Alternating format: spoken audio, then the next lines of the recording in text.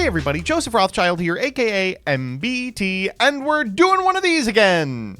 A video in which we attempt to play Yu-Gi-Oh! In a game that's not Yu-Gi-Oh! Except this one has an ulterior and sponsored motive.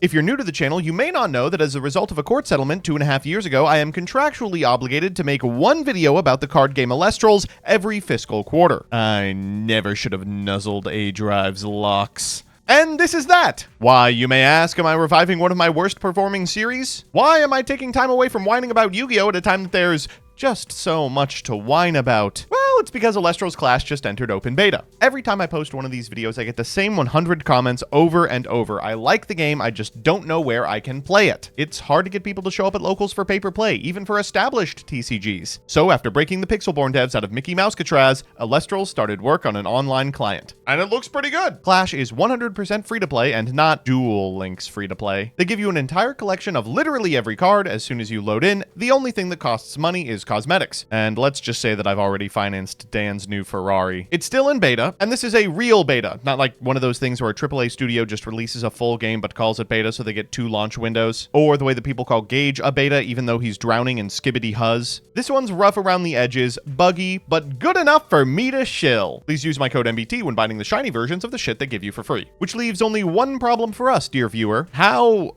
the hell are we supposed to play Yu-Gi-Oh! In this game? Well, they've got a couple of decks that, if you squint, are strategies with which I am sure you're familiar. First up is Blizzstrix. This is Lightsworn. It's just Lightsworn. You get milling early and often, and the payoff is a bunch of guys who should not be accessible. Blizzstrix itself is a removal spell on legs and 2 arms. Avalanches, charge. Cedarsaur is wolf. Right down to showing up in my fucking hand every game. Let me walk you through an opener. You begin by activating the effect of Morfrost Lycanform to add 2 different Morfrosts from your deck to your hand. Here, a Scorpio and a Bat. Afterwards, because you have more Elestrals in your underworld than your opponent, you fulfilled Morolith's built-in summoning condition. Think of it as a Monarch that can just show up under certain circumstances. On cast, this card mills the top 5 cards of your deck. You hit a couple Cedarsaurs, then you hit your opponent for 8. Let's check out a game. Go grab ourselves a Lycanform, take all the bad cards out of our deck. So next turn, despite having Astrabbit, I think Astrabbit is like the worst card in our grip right now. We're gonna grab Scorp and Bat, and we'll set one of these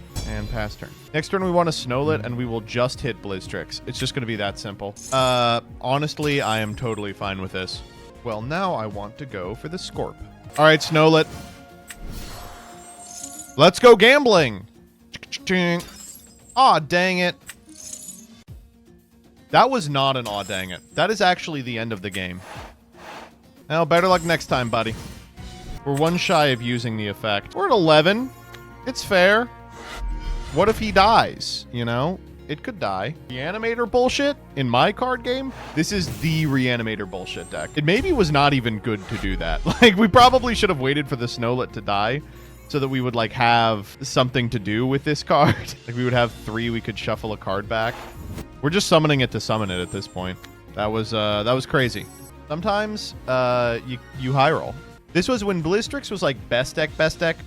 It was really frustrating that, like, yes, it was not unbeatable, but like there was so little agency as to who won, and there were so many really good players whose tournament runs were just being stopped by like one bad day against a Blizzstrix player. Defense position Astrabbit, you have got it. Absolutely have it. I think there's a chance I ascend over the Snowlet to put the 3rd card in yard if they set a back row. Or you know what else I could do? I could Morfrost Scorpio form and then not trigger the Bat. Yeah, let's do that. That's the play for sure. Atlantis? What the fuck? You got Reanimator shit too? Atlantis back the galaxy? Poseidon? Uh-oh. Is Poseidon's Fury in this game? I think I have to hope not. We have put a card... What? Why are we doing this? Nexusing to the Astrabbit? And then EQ the Blizzstrix. Okay, I'm in. I see what's going on. Unfortunately, this is going to get booty blasted by the Scorpio form. Oh, he was right there! Oh, man, that's rough. We're going to water enchant this guy. We had to do a little schmoove there in order to get over to the right place, so that a tsunami doesn't end our fucking life. Alter! Alter is interesting. I don't think it does anything, though. We can Nexus from the Poseidon to the Astrabbit and then switch the Astrabbit to attack so that it's What? Wait, I'm now confused. Switching the Snowlet to defense. Okay, we're putting the material back on the Poseidon. I will take a card for that, if you insist. I don't think that is worth playing an entire card, but what do I know? So this is kind of the weird position you get in a lot with Blizzstrix, is like, what do you do after they kind of out your board? And the Morphrosts thankfully give you this incredible way to just go wide. Scorp is like kind of removal. So here our opponent's in a position where like they have to contest the Snowlet, or I can just re-enchant it because I'm already ahead on board and I can get gambling again. And if we find an Asprowl, we win. Peliquarius is a damn good card. They are going to go grab a Galactic Sea. They're at 7. We might just be able to out... Oh, wait, Sluggle Champ. Oh my god, it was Majesty the whole time? We're performing a Nexus onto the Peliquarius to make it a 4/5. That contests my whole board, but like I have back row. And they really can't leave it up because then I can just ascend over something with... Like I can just put a water on the Snowlet and I'm fine. Like they have to attack and then we just get to shield them for their life savings. Globby goes crazy. It does. He's Glooby and never Gooby. What is it? He's Booby and never Glooby. You know what? Fucking Astrabbit. I'm redoing the Snowlet. Snowlet, trigger! Asprowl. Oh, fucking Cedar Soar, though. I'll take Cedar Soar. This is a Wolf. Is this lethal? 2, 4, 5, 6. There it's 7. Not yet. Oh, but it's close. Let's go!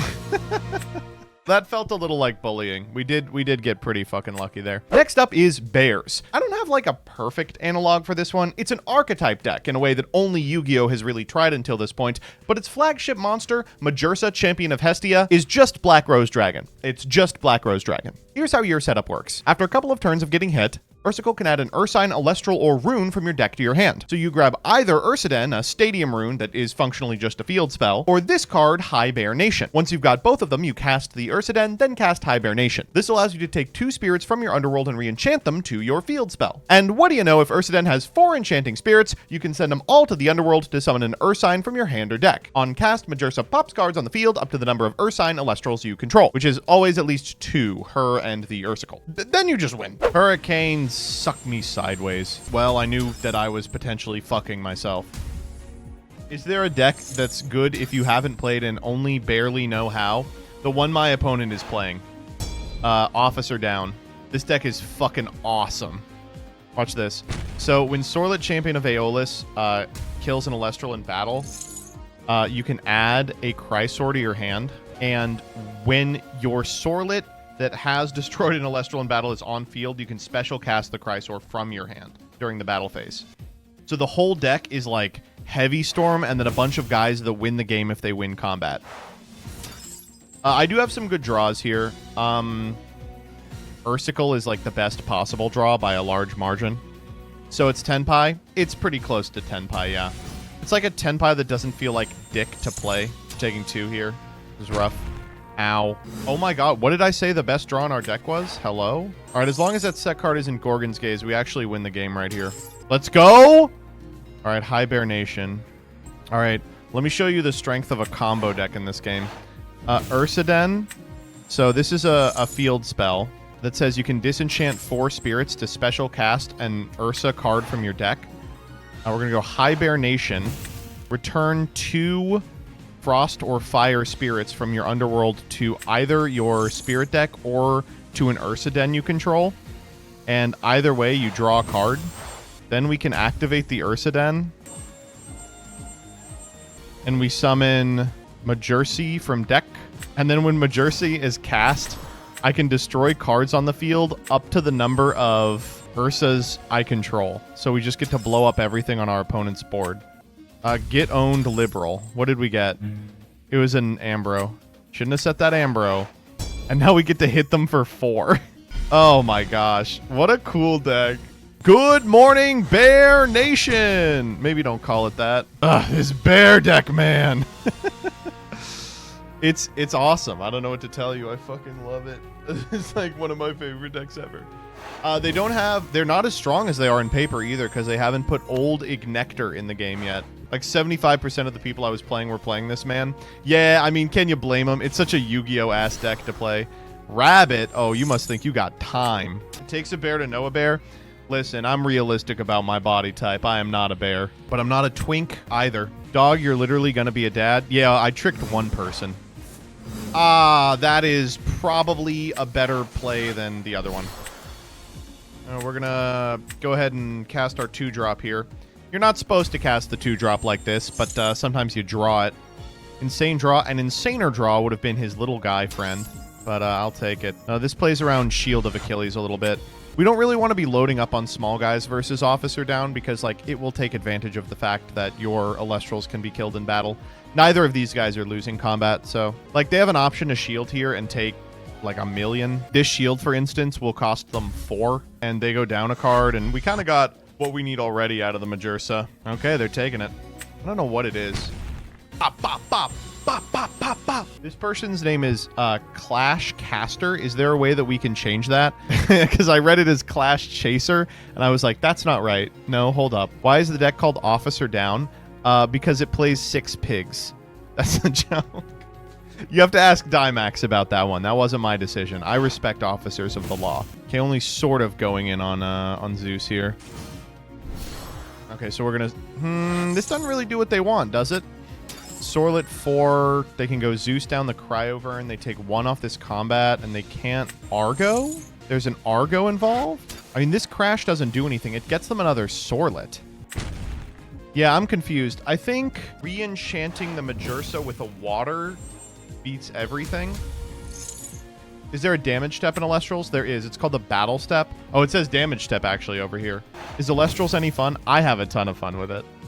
You know what's weird is I've played very little of it in paper of late, but I played a ton of Clash. I really do like Clash. It's a nice client. Oh, with the shield draw, I think the play is actually... Oh, I wanted to... I have the auto enchant on. I wanted to misenchant it with the water to play around Tsunami. Well, if they drew Tsunami, they drew Tsunami, and I'm going to feel like an idiot.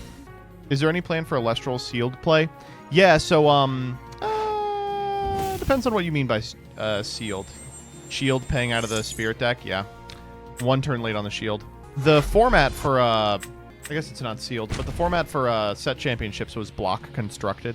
I think they do want to do draft play eventually, but I don't know. Finally, we've got Fire Artifacts. This deck plays like the platonic ideal of Infernoble. Suiting up an individual monster with like 1 billion equip spells you got for free. But instead of rummaging around in a French museum to try and find a grenade, we are pawing through the war chest of the God of Weaponry. This is my favorite deck in the game. It's just a bunch of stupid little small synergies that's not unlike a deck I'd be playing on Saga. Well, a season of Saga, I'm not getting my ass blasted. Your turns are going to look like this. Casting Volcari's Champion of Hephaestus gets you a Hephaestus from your deck to your hand. Hephaestus is a divine rune, which kind of functions like a continuous spell card. This lets you search an artifact, the equivalent of an equip spell. While Volcari's is on your field and Hephaestus is enchanted, you can use spirits from your underworld to pay for your equip spells, so the artifact Torch of Hestia is functionally free. It buffs your Volcari's and enables you to sculpt the top of your deck for future turns. The coolest cards in this deck are Heliolith, another one of those monarchs that cheats itself out. On summon, it compulses if there's an artifact on field, and Kindleo, which is just a repeatable exiled force. Check out this one.